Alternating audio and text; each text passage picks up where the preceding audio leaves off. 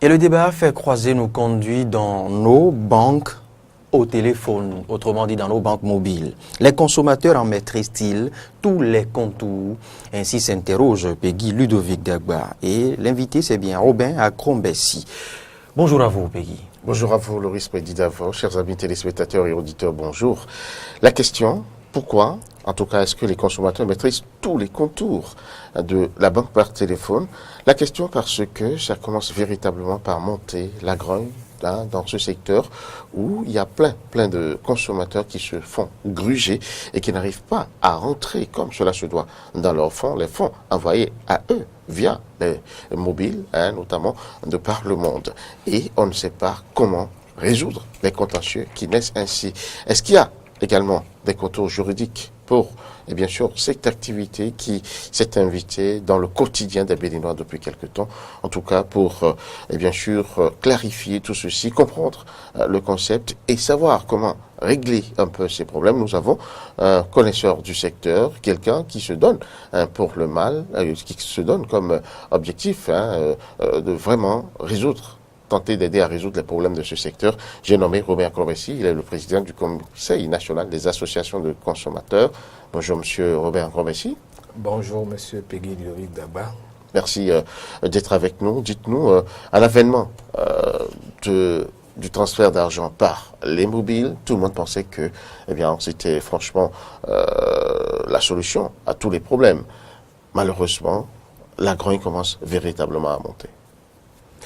C'est vrai, nous sommes dans un pays où le taux de bancarisation est très faible et donc c'est comme si notre pays avait choisi d'écarter une partie des populations par rapport aux services de transactions financières. Il paraît qu'on tourne autour de 11%, le taux de bancarisation. Oui, bien sûr que c'est environ 11-10%, c'est très faible. Et vous savez, les raisons qui sont évoquées souvent, c'est des raisons qui, du point de vue intellectuel, n'ont pas de sens. Qu'on puisse dire que parce que quelqu'un n'a pas de carte d'identité, parce que quelqu'un n'a pas de passeport, avant de faire des formalités bancaires, nous trouvons ça inouï.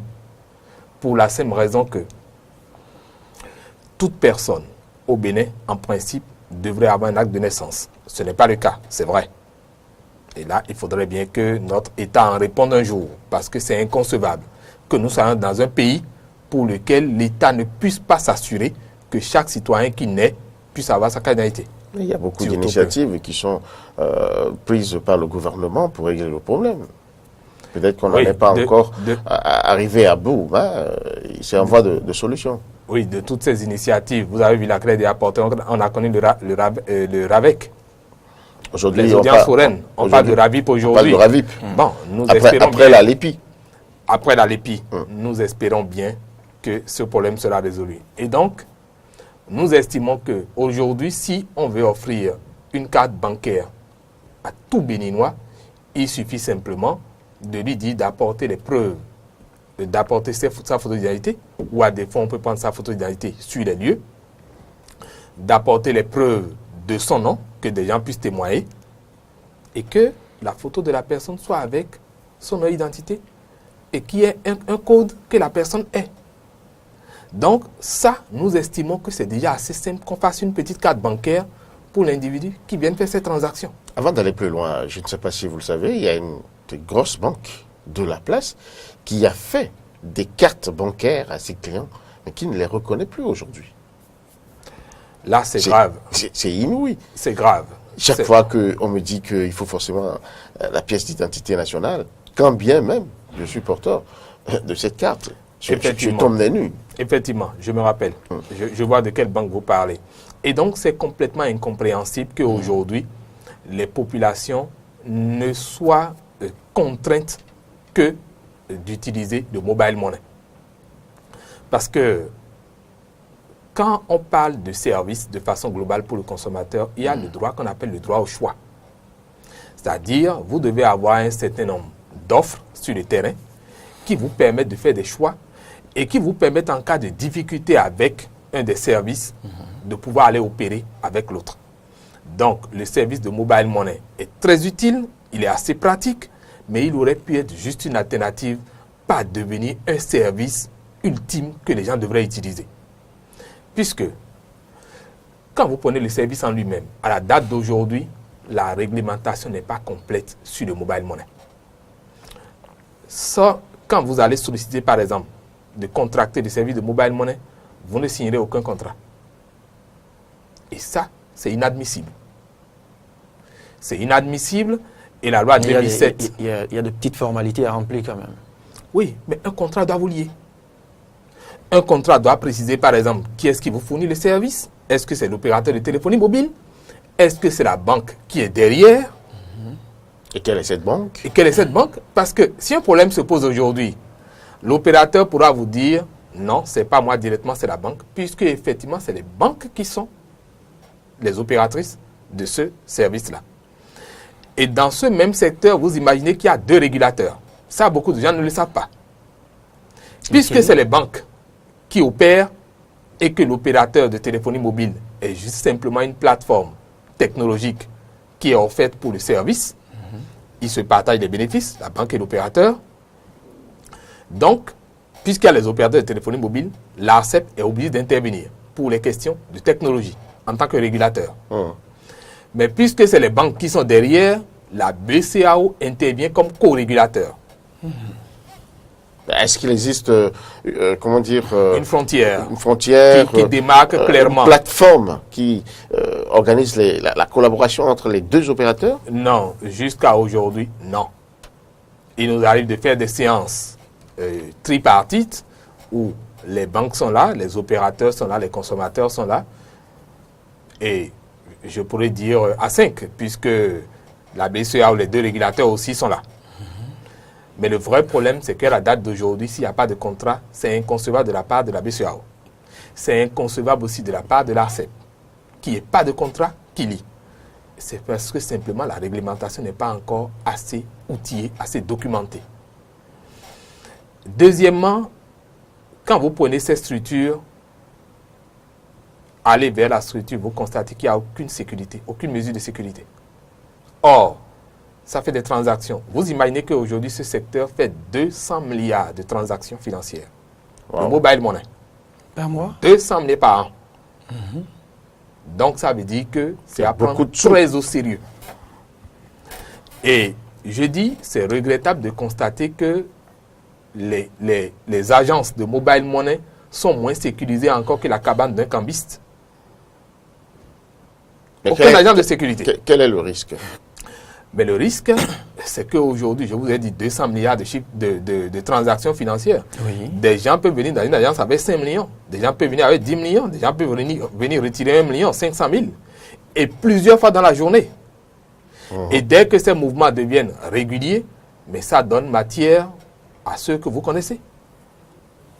Mais alors, quel est le rôle de l'État? Il me semble aussi qu'il y a on va un voir plafond. l'État totalement absent. Et c'est là où le ministère de l'économie, des finances, même reste incompréhensible. Parce que le ministère de l'économie et des finances ne peut pas rester indifférent par rapport à ça. L'UEMOA aussi, qu'est-ce qu'ils font par rapport à ça? C'est un service qui se développe de plus en plus. Donc, on laisse le consommateur, l'utilisateur à tous les risques. On peut venir à tout moment et puis braquer tout le monde. C'est devenu depuis un temps, je dirais, la structure d'écoulement des faux billets. Aussi. Le blanchiment d'argent. Oui, tout s'y passe. Tout y passe.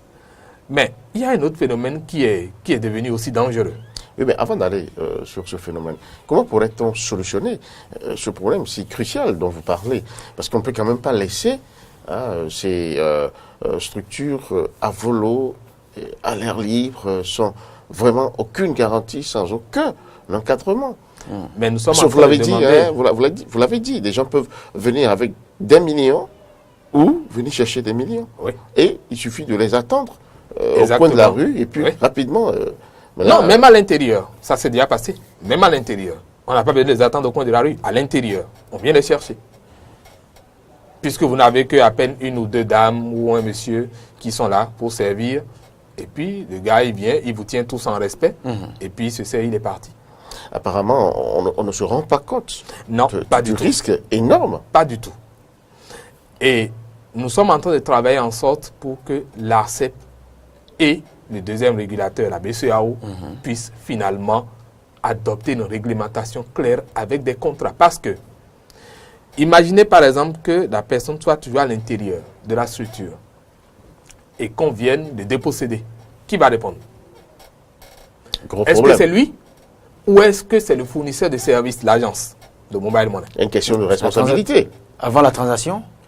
Non, la transaction, tant qu'il est dedans, c'est qu'il est sous le couvert de la structure. Et si la transaction n'est pas faite? Même si le dépôt n'a pas été fait, même ou si le retrait n'a pas été... Même si le retrait fait, tant qu'il est à l'intérieur, il est sous la protection de l'agence. Il est dans les périmètres c'est de comme si l'agence. vous êtes dans une banque. Vous retirez de l'argent et que quelque chose se passe qui n'assure pas votre sécurité. C'est le droit du consommateur, ça. C'est la structure qui assure votre sécurité. C'est pour cela que vous allez voir dans les banques. Vous sortiez. Jusqu'à ce que dès que vous sortez, bon, vous n'êtes plus sous l'emprise de cette structure. Mais il y a une réglementation totalement absente ici. Oui, il n'y a pas de réglementation, carrément. Donc, nous sommes en train de travailler avec la ACP et la BCAO pour qu'on puisse adopter une réglementation assez fournie.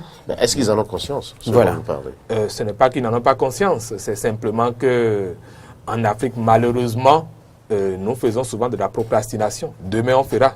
Après demain, on fera. Ce n'est pas encore utile. Tant que de gros problèmes ne surgissent pas, c'est vrai, je ne dis pas ça pour stigmatiser l'Afrique. Ils y réfléchissent. Oui, je ne dis pas ça pour stigmatiser l'Afrique. L'Occident aussi est passé par là. Oublions l'Occident, parlons de nous.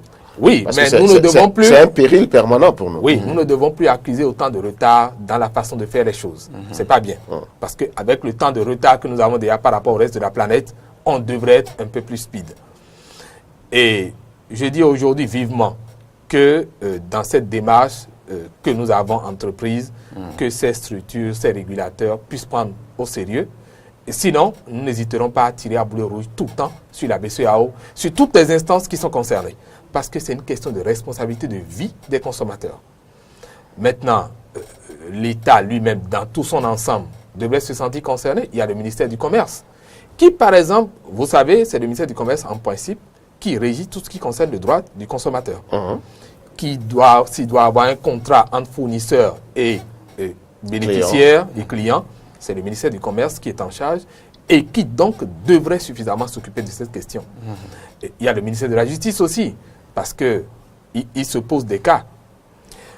L'individu, il est là et puis quelqu'un vient le voir, il s'habille à la couleur d'un opérateur de téléphonie mobile et il lui dit, bon, je viens de la part de cet opérateur. Bon, je vous propose d'implémenter des services sur votre portable pour vous faciliter la vie.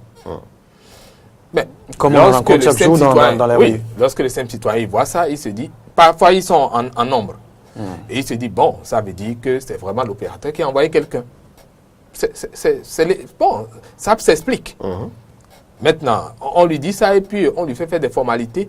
Connaissant le niveau de maturité digitale très faible de notre population, vous imaginez à propos, l'ONU a fait une enquête et a révélé que nous sommes 180e en matière de maturité digitale.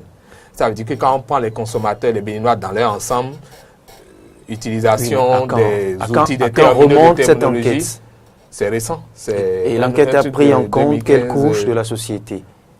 Non, mais en fait, l'enquête, ça prend en compte toutes les couches. C'est toutes les couches. On parle de niveau de maturité digitale de la population. Donc, nous sommes 180e. 180e. Même le Togo est 171e. On est encore analphabète dans le domaine. Oui, malheureusement. Donc, c'est des questions précises pour lesquelles, c'est là où nous souhaitons que l'ACEP aussi soit plus active. C'est vrai qu'elle fait des efforts pour que aujourd'hui les associations de consommateurs puissent mieux travailler sur le terrain. On fait un projet par an ensemble, en intervalle d'1 mois ou de 3 mois. Mais il faut tout faire pour éduquer suffisamment les consommateurs. D'ailleurs, c'est au bénéfice non seulement des opérateurs, de l'ARCEP et de l'État lui-même. Puisque plus le consommateur est responsable de son service, maîtrise de service, plus il a besoin d'en faire usage. Puisqu'il commence par en comprendre les méandres, les utilités, et donc personne ne lui dit. Il a besoin de se simplifier la vie, et bien il sollicite des services et il paye pour ça. Alors, vous parliez d'un autre problème lié à... Oui, donc on vient chez vous, on vous propose d'implémenter des services, vous ne comprenez pas, et puis on profite pour récupérer votre code de mobile money. Est-ce possible? Et là, c'est la totale. Ça, Oui, c'est le cas s'est posé. C'est bien possible. Il n'y a pas si longtemps que ça où les opérateurs ont commencé à faire circuler des communiqués. il a fallu Sur la que- confidentialité. Voilà, il y a des gens qui vont vers des Béninois, leur proposent Des des services de réduction, de, je sais pas, à moindre coût et tout. Ils D'activation prennent les de services, Et oui. très rapidement, ils vident leur compte. Je vous dis une stratégie qu'ils utilisent, par exemple. Ils viennent peut-être à 4, ils sont habillés aux couleurs, et puis 2 se mettent devant vous pour vous expliquer le service. Mais dès qu'on vous demande de commencer par activer des codes sur votre portable, subtilement, il y a 1 ou 2 qui se glissent derrière vous D'accord. et qui vous voient faire. Donc, eux, ils Qui ont le captent temps vos codes. de capter vos codes. Parfois, c'est des gens qui connaissent des applications, qui conçoivent des codes, et puis dès que vous faites le code, eh bien, eux, ils ont reçu. Parce qu'aujourd'hui, nous sommes à une ère de technologie où si vous ne faites pas attention, il y a beaucoup de portables qu'on peut cloner facilement. Je suis à côté de vous et je peux copier beaucoup de vos données sur votre portable. Wow. Ouais. Oui. Et donc, quand ça se passe comme ça, c'est des risques énormes. Donc, je disais que s'il n'y a pas une réglementation qui, par exemple, protège ceux qui perdent de l'argent comme ça, on fait l'opération avec eux, le soir, ils constatent qu'ils ont perdu 500 000 ou 1 million sur leur mobile money. Ils portent plainte chez le procureur. D'accord. On arrive à mettre peut-être la main sur le voyou, le chénapan, il est envoyé en prison. Mais quand est-ce que vous récupérez vos sous? Comment récupérez-vous Comment récupérer vos sous? Parce que c'est ça le problème. Et vous savez, on a été obligé de mettre la pression sur les opérateurs la dernière fois avant qu'ils ne commencent pas à diffuser ces communiqués. Puisque, vous savez, nous, on n'a pas les moyens d'être en train de communiquer tout le temps pour dire voilà ce que les gens doivent faire. Voilà. C'est l'opérateur qui fournit le service qui a l'obligation, conformément à son cahier de charges, d'informer. Et ce, en plus, conformément à la loi 2014-14, en son article 102, qui dit que lorsque vous fournissez des services, vous devez informer. Alors, dans ces genres de cas, parce que nous gagnerons à être assez pratique pour les auditeurs et les téléspectateurs, qu'est-ce que le consommateur peut faire et doit faire? À qui va-t-il s'adresser?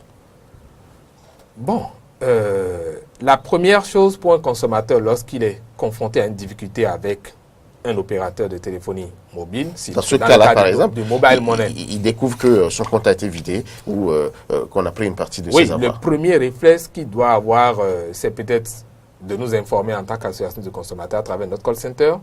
C'est le premier réflexe. Et demander conseil au cas où il n'aurait pas suivi, par exemple, il n'aurait pas tout retenu. Et donc, si il finit cette étape, en principe, il doit porter plainte au niveau de la police ou de la gendarmerie, systématiquement. Dans cette procédure, va faire en sorte que la gendarmerie, la police, qui a l'obligation de diligenter cette action vers le procureur, de rendre compte au procureur de la République, mais en passant par l'opérateur, c'est-à-dire il demande à l'opérateur de fouiller dans sa base de données pour voir la traçabilité de l'opération.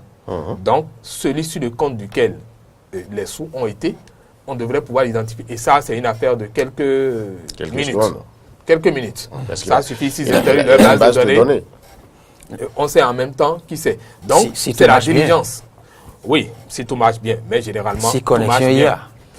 Bon, ça c'est... Si de c'est- l'autre c'est côté, d'autres on arrive à problèmes. décrocher S'il y a pas- aussi. Exactement, exactement. Non, mais la meilleure façon, c'est vrai que il faut que vous-même, en tant que consommateur, vous soyez très actif. Quand vous portez plainte, n'allez pas dormir sur vos lauriers. La plainte que vous avez envoyée, si c'est un courrier que vous envoyez à la gendarmerie ou bien certaines, mais faites aussi un courrier que vous envoyez à l'opérateur pour lui dire que vous venez de saisir la gendarmerie, la police, vous précisez le poste et vous dites ce qui vous est arrivé. Puisque c'est lui qui vous a fourni le service, c'est lui qui vous fournit le service et il y a problème à propos. Donc il faut qu'il soit informé aussi. Et vous pouvez nous faire copie aussi en tant qu'association de consommateurs, la Voix des consommateurs ou le Conseil national des associations de consommateurs. Mais vous pouvez aussi faire copie à l'ARCEP. L'ARCEP aussi a l'obligation de faire diligence pour qu'on puisse régler le problème. Est-ce que tous ces services que vous citez ont l'appareillage nécessaire pour traiter ces dossiers et avec célérité? Vous imaginez, déjà pour porter plainte, ce n'est pas très facile dans notre environnement, vous le savez. Le commissariat a beaucoup trop de choses à faire que de recevoir une plainte. Je ne sais pas si vous avez connaissance de ce fait-là, par exemple. Oui, il y a effectivement un problème au niveau de l'appareillage. Il ne faut pas le nier. non seulement du point de vue technique, ça pose problème parce que j'imagine, en principe, avec l'ère du numérique, tous les postes de police devraient être en lien direct avec presque toutes les structures sur le web. Donc, dès qu'il y a un problème à travers un réseau informatique, ça peut être Internet, ça peut être intranet, on devrait pouvoir déjà communiquer rapidement pour dire, au lieu d'attendre qu'on se déplace ou qu'on fasse des courriers qu'il faudrait faire signer par tout le monde, ainsi de suite. Donc, l'information peut partir rapidement. Et vous savez qu'on en est Il s'agit très loin. d'enquête. Oui, c'est pour cela que je dis que je suis d'accord avec lui, que l'appareillage n'est pas encore disponible. Mais l'appareillage ne sera disponible que lorsque le consommateur prendra conscience de ses droits, puisque, conformément à la Constitution, article 8, l'État a l'obligation absolue de protéger le citoyen. Et donc, c'est au citoyen d'exiger son droit, que son droit soit respecté. Si vous n'exigez pas, vous n'aurez rien. La vie est comme ça. Personne ne vous donnera votre gâteau sur un plateau d'or, gratuitement. Vous exigez. Je donne l'exemple d'une dame qui est venue de la France la dernière fois, qui a perdu 10 000 francs sur son portable, mais elle m'a tenu au collet pendant un mois. On lui a trouvé la solution. Pour le restituer, c'est 10 000. Oui, elle m'a tenu au collet pendant un mois. Tous les jours, pratiquement, elle m'appelait. Et j'ai dit, j'apprécie beaucoup votre démarche parce que je ne vois pas souvent beaucoup de Béninois comme ça, aussi assidus. Bon, c'est vrai que la contrainte que ça impose aussi, c'est que nous ayons les moyens pour pouvoir répondre parce que, qu'on m'appelle directement, ce n'est pas la solution. Normalement, c'est le call center qu'il faut appeler, puisque il y a les téléopérateurs. C'est plus long, appeler le call center que de vous appeler directement. Oui. La preuve, c'est que vous avez réagi promptement. Oui. Et elle a pu avoir satisfaction. Oui, mais le problème, le call center a pour vocation aussi de le faire, puisque les opérateurs savent que le call center émane de nous, et donc le problème doit être résolu. Bref, c'est pour dire, si on était bien équipé, Dans si le on cas avait de les cette moyens... dame, dans le cas de la dame évoquée, Oui, on a récupéré ce... oui, On a récupéré. en quoi faisant? Ah ben nous on a saisi l'opérateur de téléphonie mobile, on a retracé rapidement ce qui s'est passé. Ce qui s'était passé, c'est que le vendeur a été celui qui a dit encore à l'opérateur qu'il veut récupérer encore les sous, que c'était une erreur. Et donc il a récupéré encore les sous. Et maintenant, il a disparu. C'est ce que nous a déclaré l'opérateur. Il a disparu. Oui, c'est de l'arnaque. Et nous on a dit... Donc il vend. Nous on a dit, le consommateur n'a rien à cirer que l'autre est disparu ou non. Le consommateur a payé du crédit. Donc, il vous a tenu garant de son crédit. Et à partir de ce moment donné, si vous prenez encore ce crédit que vous renvoyez au vendeur, ça fait un détournement de son argent. Il vous a confié quelque chose. C'est un abus de confiance. Donc, vous lui retournez tranquillement en attendant que vous retrouviez votre faussaire et puis vous gérez avec lui. Donc finalement, ils ont hésité un peu pendant un certain temps, mais ils ont fini par retourner à la dame. Monsieur Combessi, parlons un peu maintenant des abus de la part des GSM. C'est-à-dire, toujours dans le domaine de transfert d'argent, vous envoyez, mettons, une somme à un destinataire. Au moment de prendre ses sous, on lui exige des conditions à n'en plus finir. Le nom doit être écrit d'une certaine façon, ou en tout cas dans l'ordre, que la carte d'identité. Ensuite, il faut pouvoir remplir d'une certaine... Bref. Et maintenant, à un moment donné, il arrive que les fonds envoyés n'aboutissent pas. Oui. Ça arrive souvent. Et je commencerai par là. Il arrive à plus d'une occasion que les transferts ne se fassent pas correctement. Et là, c'est pour cela qu'il faut avoir toujours le réflexe. Quand vous envoyez, que celui qui a reçu ait l'amabilité de vous dire qu'il a reçu. De vous dire qu'il a reçu. Maintenant, si vous rappelez en même temps pour dire qu'il a reçu, ça vous rassure. Vous n'avez plus besoin de le rappeler pour vous assurer que c'est fait. Mais au cas où, après quelques minutes, 15 minutes, vous n'avez pas de réaction, eh bien, il faut appeler en même temps.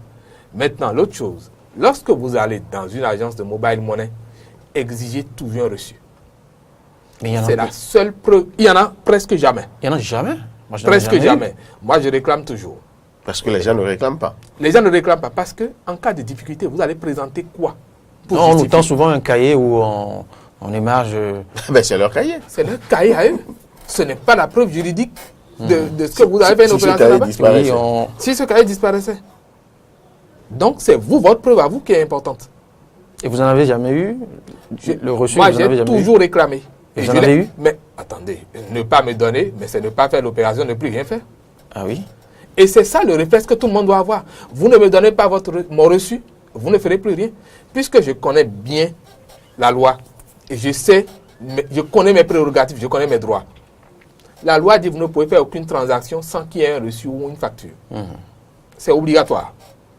Donc, réclamez. Et quand vous réclamez, si éventuellement, plus tard, vous appelez le bénéficiaire et qu'il dit qu'il n'a pas reçu, eh bien, vous retournez à l'agence pour dire, voilà, j'ai fait telle transaction chez vous, mais le bénéficiaire n'a pas reçu. Ça n'a pas abouti. Vous avez une preuve. Et si vous n'êtes pas satisfait au niveau de l'agence, appelez la voix des consommateurs, notre call center, et on interpellera l'opérateur de téléphonie mobile. Et le problème doit être résolu. Mais si vous n'avez pas ces réflexes-là, dès que vous avez des problèmes, le premier réflexe, vous interpellez l'agence ou l'opérateur de téléphonie mobile. Si vous n'avez pas satisfaction là, vous venez voir l'association de consommateurs. L'autre problème, c'est que ça tient de l'opérateur GSM lui-même, où le service n'est pas disponible pendant des jours et des jours. Oui. Voilà. Là, malheureusement, je ne sais plus comment on appelle ça parce que ça vient rajouter de l'huile sur le feu. Vous imaginez que nous avions bouclé à peine une enquête sur la qualité des services de façon globale. On a spécifié particulièrement les appels. Les conséquences étaient désastreuses. Les services sont nuls chez tous les opérateurs. On en était là quand le mardi 10 septembre, on constate que un des opérateurs, en l'occurrence MTN Mobile, était entièrement indisponible. Personne ne pouvait prendre de l'argent, ni retrait, ni transfert, ni rien. Or, quand vous prenez ce service de mobile money aujourd'hui, comme je l'ai dit, il y a des gens qui en dépendent presque entièrement. Pour payer du médicament, il faut qu'ils aillent retirer de l'argent ou bien qu'ils passent par là. Pour aller aux soins sanitaires, pour payer des produits agroalimentaires dans un supermarché, la scolarité des enfants, plein de dépenses courantes aujourd'hui se font par le mobile money. Et toute une journée, ces gens ont été empêchés. Mais le plus grave n'est pas encore là. Ce n'est pas la première fois. Non. Presque tous les mois. Ça fait déjà au moins 3 fois que cet opérateur est en train de nous faire subir ça. Mais on peut connaître une défaillance technique. C'est possible. Seulement, la loi prévoit que lorsqu'il y a défaillance technique, vous devriez systématiquement informer par tout canal les bénéficiaires du service, vos abonnés, pour leur dire, voilà, nous avons telle difficulté. Même si c'est une amélioration du réseau que vous êtes en train de faire et que ça crée un dysfonctionnement, même si c'est une réparation que vous faites et que ça crée une maintenance et que ça crée un dysfonctionnement, vous devrez informer les gens. Comme ça, ceux qui, par exemple, le matin très tôt, savent qu'il y a dysfonctionnement sur le réseau, au niveau de mobile money, peuvent aller voir s'ils ont de l'argent dans une banque ou bien s'il faut aller recourir au service d'un tiers pour prendre des dispositions de ne pas être surpris. Parce que je prends le cas des personnes qui souffrent de maladies cardiovasculaires, qui souffrent de l'hypertension artérielle. Ils ont des médicaments qu'ils doivent prendre en temps et en heure. C'est au moment où il a besoin d'aller prendre son argent qu'il est surpris sans aucune information. Il va au niveau de l'agence et on lui dit qu'il n'y a pas. Il attend 1 heure, rien. Vous savez ce qui va commencer par se passer chez lui? Il y aura l'arythmie cardiaque. Il va commencer par augmenter la vitesse les pulsions de son pouls vont augmenter parce que ça devient un souci pour lui. Il commence par se poser la question, est-ce que je pourrais prendre mon médicament? Et les conséquences aussi de la non-prise du médicament aussi se rajoutent. Donc vous pouvez perdre cet individu, banalement. Et Dieu sait combien nous n'aurions pas perdu de ce 10 septembre à aujourd'hui. Donc pendant toute une journée, qui n'ait pas eu le temps d'informer les gens, il paraît qu'ils ont passé des SMS après. Moi par exemple, je n'ai pas reçu. Ça veut dire qu'il y a un problème aussi. Il y a un problème aussi dans la façon de communiquer, d'informer, parce que le maximum de gens doivent être informés. Et jusqu'à la date actuelle, il n'y a eu aucun message d'excuse pour expliquer. Nous avions des dysfonctionnements, nous vous présentons des excuses, nous allons vous faire des compensations, puisque la loi a prévu ça aussi. Oui. Vous causez du tort aux consommateurs dans le secteur des communications électroniques, eh bien, vous devez réparer les préjudices. Il doit y avoir un mécanisme de réparation. Vous avez là des charbons ardents. Et le comble, M. Akonversi, Peggy Ludovic Dagba, pendant cette période d'indisponibilité, le dépôt est possible, c'est seulement le retrait Qui est impossible. qui est impossible. Qui est fou. Mais Parce que moi, j'ai accompagné ce jour, dont vous passez mardi, j'ai accompagné 2 confrères de Eden TV qui, devant moi, ont pu faire le dépôt. Pensant, n'étant pas au courant de cette indisponibilité, de ce dysfonctionnement, ils sont allés faire le dépôt. Et c'est à notre retour ici que, bon, voilà, chacun voulant faire maintenant le transfert qu'il faut, se sont confrontés maintenant à l'indisponibilité Du service. d'autres services. et là, c'est Mais le grave. dépôt est possible. Mais là, c'est grave parce que C'est quand il y un a ce abus. genre de dysfonctionnement et que vous ne savez pas quel est le problème sera résolu, on prévient en même temps le consommateur pour dire attention, nous avons telle panne, on ne sait pas à quelle heure ça va revenir et donc prenez des mesures de sécurité. Même si vous voulez déposer de l'argent parce que vous estimez que ce serait plus en sécurité là-bas, mais prenez des mesures de sécurité pour ne pas être à court d'argent. Là, C'est le l'usager a le minimum. choix. L'usager a le choix. Mais ne pas lui porter l'information, c'est là le droit à l'information. Le prestataire a l'obligation de lui fournir l'information, toute l'information. En cette matière, par exemple, quel sera le recours? Oui, le recours, déjà, nous, on est en train de saisir l'ARCEP, l'autorité de régulation. La BCEA aussi, ça, il faut le rappeler. Parce que la BCEA étant co-régulatrice dans le secteur, nous sommes en train de saisir aussi la BCEA pour qu'on définisse clairement un mécanisme qui permet de faire des compensations. Parce que ça ne continuera pas comme ça. On ne peut pas offrir des services et puis à chaque fois, quand ça ne va pas, on prend les populations comme des gens qui n'ont pas de valeur, qu'on ne considère pas, et qu'ils soient satisfaits ou non, on est indifférent. Malheureusement, Merci. nous arrivons au thème de cette émission. Il y a d'autres sujets, d'autres problèmes qu'on aurait pu aborder avec vous, Robert Crombassi, président du Conseil national des associations de consommateurs. On va finir rapidement. Est-ce que vous avez une exhortation, tout dernier mot? Oui, je voulais profiter pour rappeler les numéros du call center, le 6409 4x0, 6409 4x0 et le 6201 4x0, 6201 4x0. Et pour dire aux gens, ne soyez plus passifs face au problème. Lorsque vous vous retrouvez dans ces cas où il y a dysfonctionnement, tout au moins, appelez le call center pour dire nous sommes en difficulté dans telle zone par rapport à tel problème. Maintenant, l'autre chose, ne manquez pas de comprendre que nul n'est intelligent tout seul. Si on est ensemble, on sera plus fort. Si les consommateurs se mettent ensemble, à travailler ensemble, à être solidaires, vous verrez les résultats seront meilleurs. Parce qu'aujourd'hui, je peux vous garantir qu'après la match du 5 juillet de boycott, l'opérateur MTN, par exemple, a changé beaucoup de comportements. Aujourd'hui, ils ont prévu que vous pouvez aller dans les agences ou bien qu'eux-mêmes vous appellent et tous les services que vous récriminiez avant, c'est-à-dire les citations qui vous venaient, pour lesquelles vous payez, les musiques qu'on vous faisait payer contre votre gré, on vous désactive ça systématiquement. Donc, pour peu que vous dites, on ne veut plus de ces services. L'autre chose, par rapport aux disparitions de crédit.